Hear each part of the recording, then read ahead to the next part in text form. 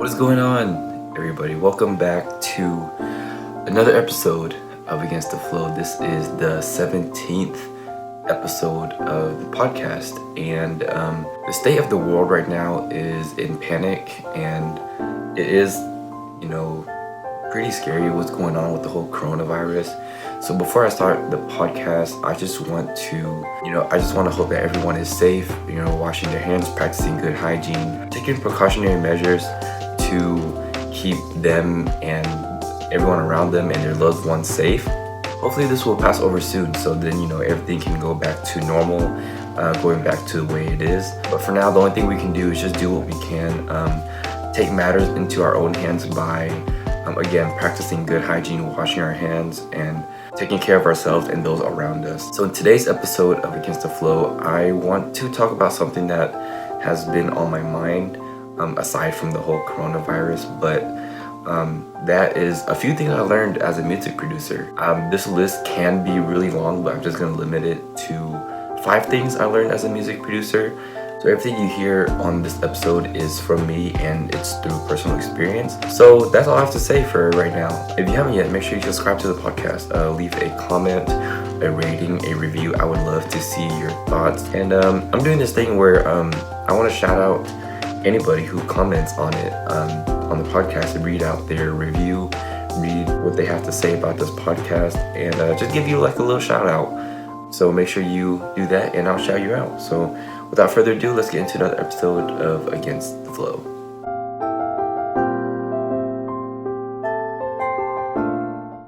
Alright, so welcome back to episode 17 of Against the Flow podcast, and today's topic is 5 things I've learned as a music producer. So if you don't really know much about me, I've been producing for about 3.5 years, just kind of ballparking it. And one of the things that I learned that's guided me through the whole journey so far is self-belief. Self-belief really goes a long way. I believe having a solid support system is great. You have those encouraging you and those that support you throughout your journey, but I feel like it all starts with you. And even if you don't have a great support system, it still starts with you. Self-belief is one of the most important things I've learned to develop, because when it comes to my music and my content and my brand and whatever I'm doing, you have to believe in it, because one of the things I realized is if you don't believe in yourself and have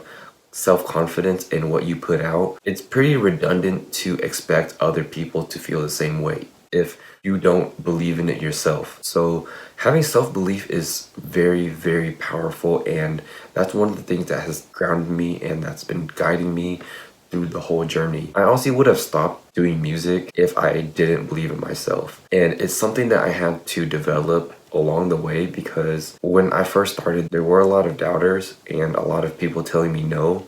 And after hearing it so much, you kind of believe it to be true. You kind of think that you're not set out to do it, or your music isn't great, or what you're doing is a waste of time. And after a lot of self-reflection and a lot of motivational podcasts and podcasts that helps me grow, self-belief is one of the things that I developed and has grounded me ever since. And just a quick reminder, even when everyone around you doubts you, I realize that that's out of my control. Whether they believe in you or not, that is out of my control. But the one thing that you still have control over is belief in yourself. And I think that's super important, because having that belief in yourself really sets like a foundation for you to start becoming successful. And that's one of the things that I firmly believe, because that's what's helped me, and it still stands true to this day. So number 2, the second thing I've learned as a music producer is being patient. This is an industry for those who are in it for the long run. I don't think there are any shortcuts.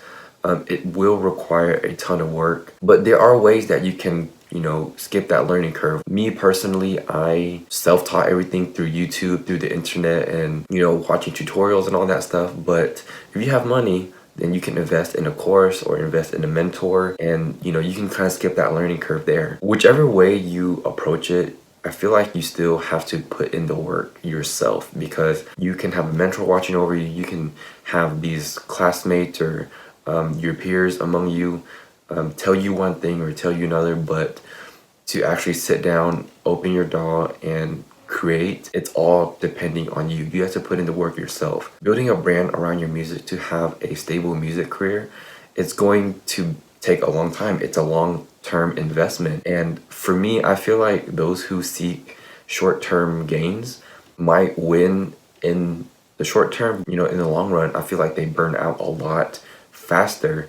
Whereas if you were to build a brand and like you're building a force that's to be reckoned with, just imagine if Steven Cymatics, Drew Cymatics, or Kyle Beats, or LJ, or anybody in the producer community that is striving right now, if everything were to be taken away from them, that name and that brand will stick with them. It's going to stick with them because they built it from ground zero, and taking the knowledge and information that they learned from building that brand, they can build another brand, and another and another, and it's just a repeating cycle. So building a brand, it's for long term. Being patient is hard nowadays because a lot of people post about their successes, and it's easy to get caught in comparing yourself to others, but you just got to be patient, but at the same time be relentless.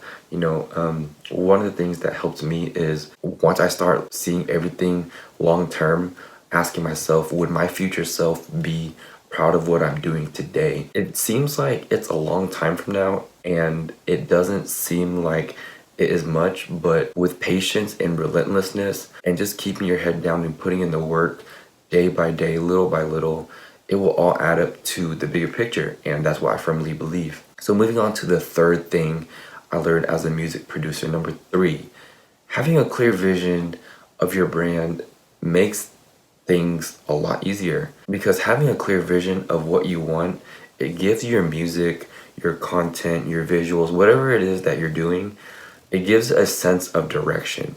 And direction, I mean, what kind of content you want to put out, what kind of music you want to put out, what kind of visuals you want to go with the brand. And for me, it just makes everything a lot easier because then you have that foundation and you can build upon it. Another thing about having a clear vision and mission is it makes it relatable to your audience and to your followers. I believe that it incites impact. Having relatable music, relatable visuals, and a relatable brand really makes your audience connect with you more. And I feel like having that, it creates a sense of trust, and it just makes it easier for you to build your brand. This is kind of left field, but having a vision of what you want and what you don't want, it filters out who you surround yourself with.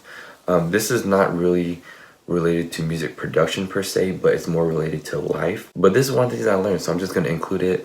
But it filters out who you surround yourself with. Being in this space, it is like building a business. It is like being an entrepreneur. What I like to think of it is you are a music entrepreneur, and it requires being around the right people. And if you can't be around with the right people locally, then connecting with others online really helps. I've built I wouldn't say a massive network, but I feel like I built a pretty good network online, just reaching out to other producers, other artists, getting to know them, building that relationship, and just having them comment on your work, support your work, and you doing vice versa. It just makes you feel better, and just being surrounded by those who are geeking out about the same things that you are. Like, ever since I started surrounding myself with other producers, other artists, it's really fun talking to them about music. And I feel like around here I can't really geek out about music without feeling some type of way, but my producer friends, I feel like I can geek out about music for hours and days without feeling like I'm exhausting them. So that's another thing that I learned as a music producer, and that brings me to the 4th thing I learned as a music producer. Number 4 is one good track stems from tons and tons of bad tracks. There will be times where you will produce a bad beat or a bad track, and 3 years in, I still am producing horrible trash stuff. I feel like my techniques and my skills has improved over the years for sure, but that doesn't mean I don't make bad music, because there will always be time when you produce a bad track or a bad beat. I don't believe in every single beat or track that you make has to be a banger. And once you believe that you're allowed to create bad music, it takes the pressure off of you. I remember when I first started, I felt pressure to make everything sound good all the time. And once I figured that making bad music is part of the process, it allows you to learn and create good music.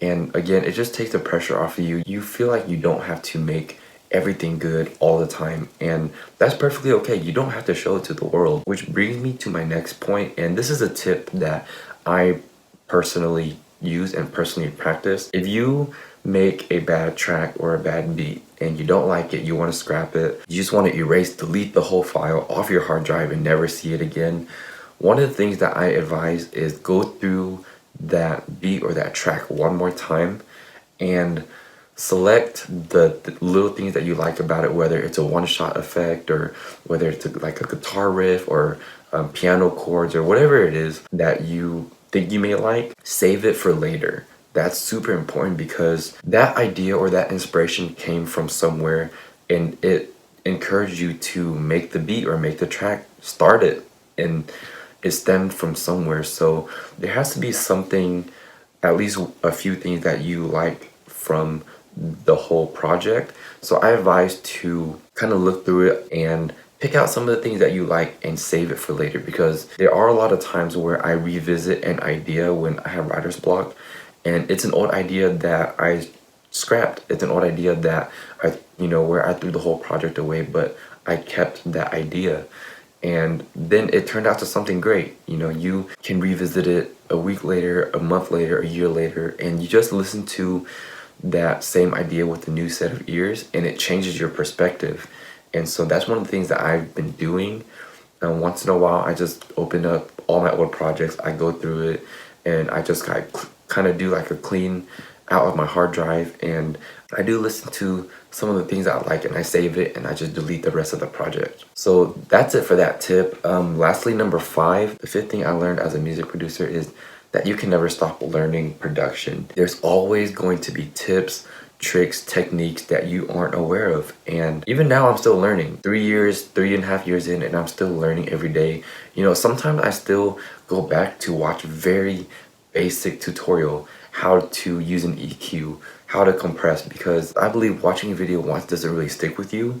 So, revisiting that tutorial, it's always refreshing, because I believe if you watch it once, there may be something that you missed. It's like watching a movie. You watch it the first time, you're super interested in it, and you like the movie for what it is. But the second time around, you might catch something that you missed the first time. And that's how I see learning the basics. You watch a ton of tutorials when you first started out, but it doesn't hurt to revisit the same tutorial. I still do it to this day when I'm not super busy creating content and doing other stuff. Just on downtime, watch the same tutorials, learn how to EQ properly, or learn how to EQ again, or learn how to compress properly, or just relearning new things or relearning old things. It doesn't hurt you to kind of dust off some old skills for you to implement on this new track you're working on. It may make a huge difference on your production. And moving on to the next point, when I say never stop learning production, there's an infinite amount of things that you can learn in regards to mixing, mastering, sound design, and so much more. There's a lot of things that you can do that you probably don't know that you can do until you actually do it. And honestly, everything that I listed so far is a great way to grow as a producer, because everything I listed has helped me grow a lot. So those are the 5 things I've learned as a producer.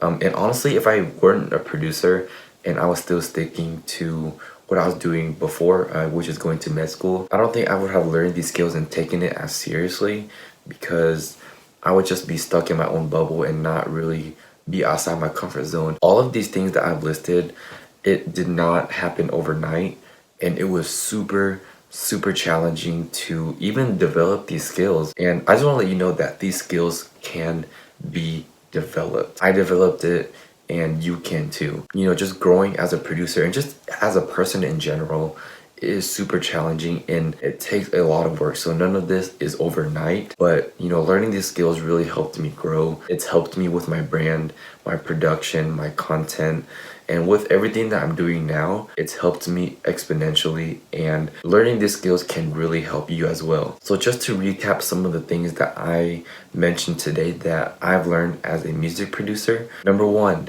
Self-belief goes a long way, and it all comes down to you. Number two, being patient. This is all for the long run. There are no shortcuts. There are no short-term wins.